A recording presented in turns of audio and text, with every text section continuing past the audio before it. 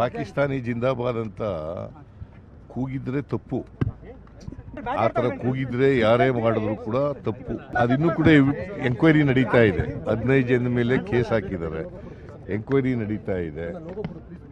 ನೋಡೋಣ, ರಿಪೋರ್ಟ್ ಬರಲಿ, ಆಮೇಲೆ ಏನು ಕ್ರಮ ತಗೋಬೇಕು ಯಾರ ಮೇಲೆ ಅಂತ ಗೊತ್ತಾಗುತ್ತೆ.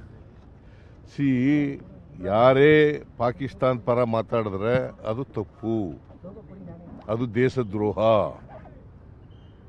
ಗೊತ್ತಾಯ್ತಲ್ಲ? ಪಾಕಿಸ್ತಾನಿ ಜಿಂದಾಬಾದ್ ಅಂತ ಕೂಗಿದ್ರೆ ತಪ್ಪು.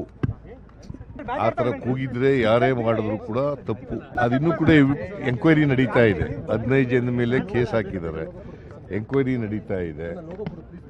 ನೋಡೋಣ, ರಿಪೋರ್ಟ್ ಬರಲಿ, ಆಮೇಲೆ ಏನು ಕ್ರಮ ತಗೋಬೇಕು ಯಾರ ಮೇಲೆ ಅಂತ ಗೊತ್ತಾಗುತ್ತೆ. ಯಾರೇ ಪಾಕಿಸ್ತಾನ ಪರ ಮಾತಾಡಿದ್ರೆ ಅದು ತಪ್ಪು, ಅದು ದೇಶದ್ರೋಹ. ಗೊತ್ತಾಯ್ತಲ್ಲ?